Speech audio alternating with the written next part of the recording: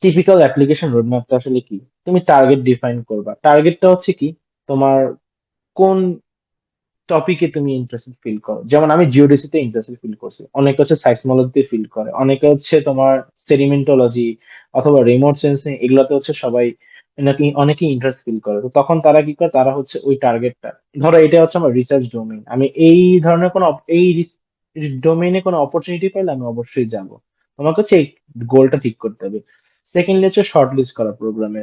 তো তুমি যে তোমার যে ইচ্ছা আছে, তোমার যে যে জিনিসটা নিয়ে তুমি কাজ করতে চাও সেই রিলেটেড, তুমি হচ্ছে বিভিন্ন ইউনিভার্সিটি জিও সায়েন্স ডিপার্টমেন্টের ওয়েবসাইট আছে, এবং এই ওয়েবসাইট গুলোতে ফ্যাকাল্টিরা কি কি নিয়ে কাজ করে তাদের সুন্দর লিস্ট দেওয়া আছে, এন্ড তাদের স্টুডেন্টরা কি কি কাজ করে, তাদের পাবলিকেশন কি, তাদের সিভি কি, সবকিছু তাদের আপডেটেড। তো তুমি এখান থেকে জাস্ট তোমাকে তখন একটু সার্চ করে করে, সময় দিয়ে সার্চ করে করে বের করতে হবে যে তুমি কোন প্রোগ্রামে যেতে চাও এবং কার কাছ তুমি হচ্ছে যেতে চাও। তো এইভাবে করে তোমাকে হচ্ছে আইডেন্টিফাই করতে হবে যে কোন প্রোগ্রাম আমার জন্য সুটেবল, কোন প্রফেসর আমার জন্য সুটেবল। তো তুমি এটা কিভাবে করবা, সার্চ করে করে করবা, এন্ড দেন যে প্রফেসর তোমার মনে হবে যে হ্যাঁ সে আমার সাথে যায়, বা তার সাথে আমার কাজ যায়, বা আমি তার আন্ডারে কাজ করতে ইচ্ছুক, তাকে মেইল দিবা। সিম্পল মেইল, জাস্ট মেইল দিয়ে, এটারও ফরম্যাট আছে, কারো যদি লাগে তখন আমি, তোমরা যদি চাও আমি তখন সেটা দিয়ে দেবো, বাট আমি এখানে ইনক্লুড করিনি, বিকজ এটা হচ্ছে দেখা যায় যে অনেকে অনেকে নিজের মতো ট্রাই করে। তো তোমরা, ইউর আমি তোমাদেরকে অবশ্যই করব, এনকারেজ করবো যে তোমরা নিজেদের মতো ট্রাই করো, অথবা অনেক টেমপ্লেট আছে বা আমার কাছেও আছে, সেটা তোমরা চাইলে নিতে পারো।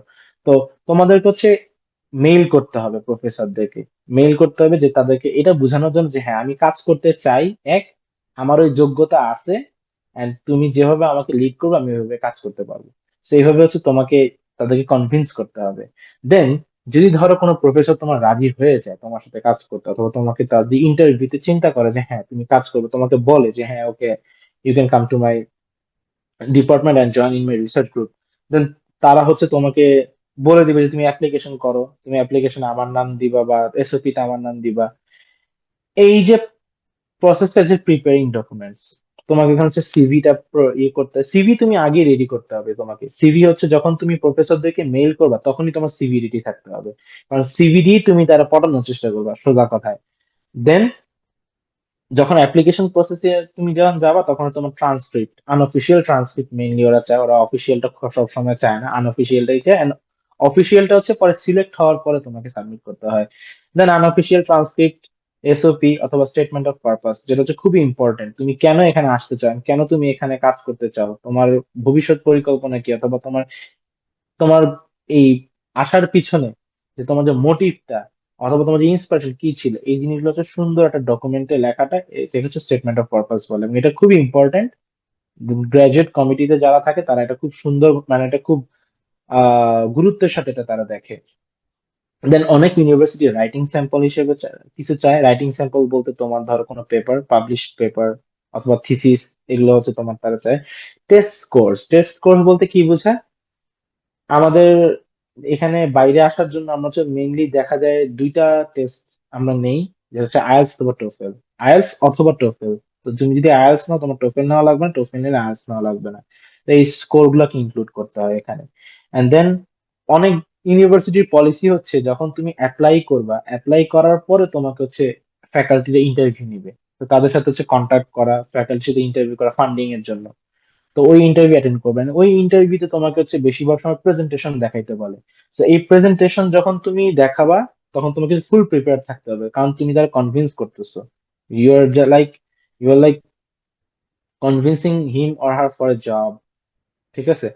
কারণ তোমার তো এখানে এসে ফান্ডিং লাগবে, তো ফান্ডিং এর থাকার উপায় কি? হয় রিসার্চ অ্যাসিস্ট্যান্ট থাকা, অথবা টিচিং অ্যাসিস্ট্যান্ট হিসেবে থাকা, অথবা গ্রাজুয়েট অ্যাসিস্ট্যান্ট হিসেবে থাকা। সো তোমাকে তারা একটা পার্ট টাইম জবও দিবে এখানে। সো এই জিনিসটা তোমাকে ম্যানেজ করতে হবে, এবং এটা ম্যানেজ করবে তখন তুমি ওইভাবে ফ্যাকাল্টির সাথে যখন তুমি মিট করবে তখন তুমি সেটা ম্যানেজ করবা। সাবমিট এন্ড ট্র্যাক, এন্ড তোমাকে হচ্ছে অবশ্যই সবকিছু ডেডলাইনের মধ্যে সাবমিট করতে হবে। রেকমেন্ডেশন যারা যে ফ্যাকাল্টিরা দিবেন তাদের সাথে অবশ্যই ফলো আপ থাকতে হবে, কারণ তাদের রেকমেন্ডেশন যাতে টাইম মতো যায় সেটাও তোমাকে নিশ্চয়তা, মানে মেক শিওর করতে হবে। এন্ড কিছু কিছু জায়গায় তোমার হচ্ছে ইউনিভার্সিটিতে অ্যাপ্লিকেশনের ক্ষেত্রে ফি ওয়েভার দেয়। এটা তুমি হচ্ছে গ্রাজুয়েট কমিটি যারা আছে তাদেরকে তুমি মেইল করলে তখন তারা তোমাকে হচ্ছে বলবে যে তোমার ফি ওয়েভার পাবা কি না। ঠিক আছে? তো এই হচ্ছে পাঁচটা step, and then next step হচ্ছে ডিসাইড স্ট্র্যাটেজিক্যালি। লাইক তুমি অনেক জায়গাতে অ্যাপ্লাই করছো তাই না, এখন তুমি মনে করো অনেকগুলা ইউনিভার্সিটি অ্যাপ্লাই করছো, তোমার 10টা ইউনিভার্সিটি অ্যাপ্লাই করছো, তিনটা থেকে তোমার মানে অ্যাকসেপ্টেন্স আসছে উইথ ফান্ডিং।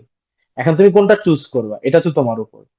ওই চুজ কিভাবে করবো ওইটাও হচ্ছে আমি পরবর্তীতে নেক্সট স্লাইডে আমি, নেক্সট যে স্লাইড আছে সেখানে আমি দেখাবো।